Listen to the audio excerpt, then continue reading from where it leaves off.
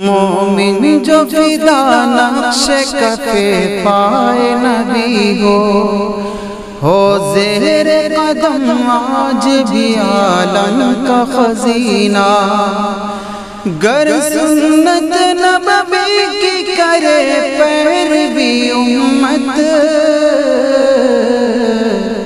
طوفان سے نکل جائے گا پھر اس کا سفینہ، طوفان سے نکل جائے گا پھر اس کا سفینہ۔ نحمدہ ونصلی علی رسولہ الکریم، اما بعد۔ دیندار بننے کے لیے اور نیک اور صالح لوگوں میں شامل ہونے کے لیے سب سے مجرب اور متوارث جو طریقہ اور نسخہ ہے وہ ہے اہل اللہ کی صحبت اور ان کی مجالست، ان سے ربط ضبط آنا جانا۔ اس سے زندگی میں تبدیلی اور ایک انقلاب پیدا ہو جاتا ہے۔ یہ ایسی چیز ہے کہ اس کا کوئی آدمی شاید انکار کر سکے، لیکن اس سلسلے میں بڑے حضرت رحمۃ اللہ علیہ کی ایک بات یاد آئی ہے۔ حضرت نے موقع پر فرمایا کہ ماحول اچھا ہو اور صالحین کی صحبت ہو تو ان کا فائدہ اور نفع تو ہوتا ہی ہے، لیکن اس کے لیے ایک شرط ہے۔ اگر وہ چیز نہیں ہے تو پھر کتنے بڑے صلحاء کی صحبت مل جائے اس میں کوئی فائدہ نہیں ہوتا اس کا۔ اور ایک بہت مثال حضرت نے بہت عجیب ارشاد فرمائی اس موقع پر۔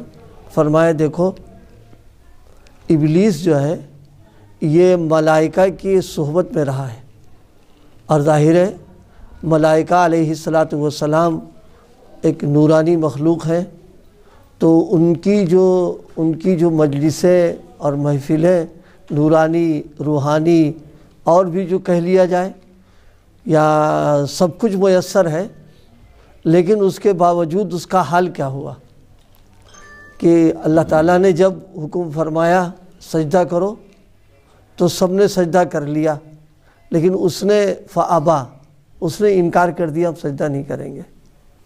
تو فرمایا دیکھو جن لوگوں کی صحبتوں میں رہا وہ تو نیک و صالح تھے اور اعلیٰ درجے کے لوگوں میں تھے۔ حضرت جبریل علیہ السلام، حضرت میکائیل علیہ السلام، جن لوگوں کے ہم نام جانتے اور بہت سارے اس میں موجود رہا، اس میں پورا ماحول ہی اس کا ایسا تھا۔ اس کے باوجود اس کے مزاج میں ماننا اور اس کے مزاج میں حکم کی تعمیل کرنا اور طبیعت میں صالحیت والی بات نہیں ہوئی۔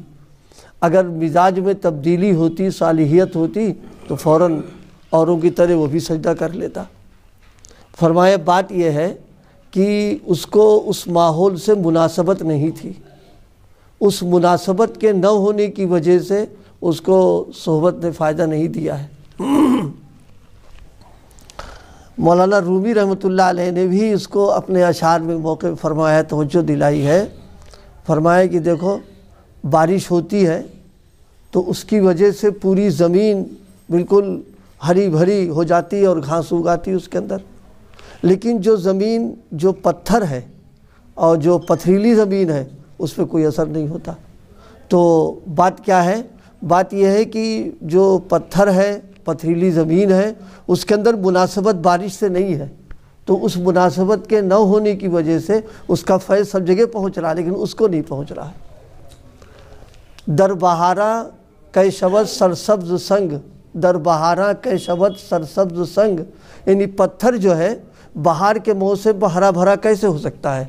خاک شو، فرمائے مٹی بنو تاکہ رنگ برنگ کے پھول تمہارے اندر پیدا ہو جائیں۔ تو حضرت والا نے یہ بات فرمائی اور فرمایا کہ اصل چیز ہے مناسبت کا ہونا۔ اگر دل میں عناد ہے، نفاق ہے اور دل میں اعتراض ہے تو ظاہر ہے کہیں بھی چلا جائے گا، اس کا اندر کا جو یہ معاملہ ہے وہ رکاوٹ بن جاتا ہے اس کے فیض کے آنے سے۔ دیکھیے حضرت نبی کریم صلی اللہ علیہ وسلم سے بڑھ کر کوئی صاحب فیض نہیں ہو سکتا، آپ سے بڑھ کر کوئی کسی یعنی صحبت کا جو اثرات، سب آپ ہی کی صحبت پر حضرات صحابہ بنے، لیکن اس کے باوجود ایک جماعت ایسی ہے، صحبت بھی رہی، اٹھنا بیٹھنا بھی رہا، آپ کی قیادت نماز ہی پڑھتے رہے، اتباع میں سب کچھ کرتے رہے، لیکن اول دن جس حالت میں تھے آخر میں اسی حالت پر رہے۔ وہ بات کیا ہے؟ بات یہ ہے کہ دل کے اندر منافقت تھی، اس میں دل میں نفاق تھا، دل میں اناد تھا، دل میں اعتراض تھا، تو اس مناسبت کے نہ ہونے کی وجہ سے ایسی جن کی ایک نظر نے کہاں سے کہاں لوگوں کو پہنچا دیا، فرش سے اٹھا کے عرش پر پہنچایا، حضرات صحابہ کرام کو سب کچھ بنا دیا، لیکن ان کو وہ نہیں بن پائے۔ وجہ اس کی یہی ہے۔ اس لیے بھائی اچھی صحبتیں اور صالحین کی معیت اور ان کے پاس آنا جانا بہت اچھی چیز ہے، لیکن بس وہ ہم اپنے سادے الفاظ میں کہا کرتے ہیں کہ وہ نزلے کا مریض نہ ہو، جیسے زکام اور نزلے کا کوئی مریض ہو اور عمدہ سے عمدہ عطر اور خوشبو ہو، اسے کچھ پتہ ہی نہیں چلے گا، اس لیے کہ قوت شامہ اس کی بیکار ہو گئی ہے۔ وہ اسی طرح سے دینی اعتبار سے اگر قوت شامہ اس کی بیکار ہے تو چاہے کہیں جائے کچھ نہیں مل پائے گا اس کو۔ اس لیے بزرگوں کی صحبتوں میں اور ان کی مجلسوں میں شرکت بڑی اچھی چیز ہے، لیکن اپنے اندر طلب پیدا کر کے جائے، اپنے طالب بنا کر کے، چاہت پیدا کر کے، پیاس کہ ہم کو اپنی اصلاح کے لیے جانا ہے، اور دل کو عناد سے، نفاق سے، ان چیزوں سے پاک و صاف، بالخصوص اعتراض لے کر کے نہ جائے، کیونکہ یہ سب چیزیں ہوتی رکاوٹ اور محرومی کا ذریعہ بن جاتی ہیں۔ یاد آیا مجھے بڑوں نے کتنا اہتمام کیا ہے اس طرح کی چیزوں کا۔ حضرت حکیم الامت مولانا شاہ اشرف علی صاحب تھانوی نور اللہ مرقدہ، جو ہے ہمارے اپنے سلسلے کے اعتبار سے دادا پیر ہیں، حضرت کا فیض پورے عالم میں پہنچا ہے۔ حضرت نے خود اپنے بارے میں لکھا ہے کہ جب میں حضرت گنگوہی کی خدمت میں جایا کرتا تھا تو دو چیزوں کا اہتمام کیا ہے۔ ایک تو میں جب جاتا تھا تو باوضو ہو جاتا تھا۔ یہ کوئی فقہی مسئلہ نہیں ہے کہ صاحب آپ سوچیں باوضو ہو کر کے جائیں گے، یہ تو جب کسی آدمی کو کچھ لینا ہوتا ہے تو وہ سب پھر ان چیزوں کی رعایت شروع کر دیتا ہے، وہ تو ہے۔ تو یہ محبت کی چیزیں ہیں، یہ کوئی فقہی مسائل میں سے نہیں۔ فرمایا باوضو ہو جاتا تھا میں۔ دوسرے یہ دعا کر کے جاتا تھا کہ یا اللہ میری جو عیوب ہیں وہ حضرت پر منکشف نہ فرمائیے گا، ورنہ انقباض ہو جائے گا تو فیض رک جائے گا مجھ کو۔ حالانکہ حضرت حکیم الامت جیسا شخص خود وہ اجازت یافتہ اور خود بافیض اور کتنے لوگوں کی اصلاح کا کام کر رہے ہیں، وہ جب حضرت گنگوہی کی خدمت پہ جا رہے ہیں تو یہ دعا مانگ کر کے جا رہے ہیں۔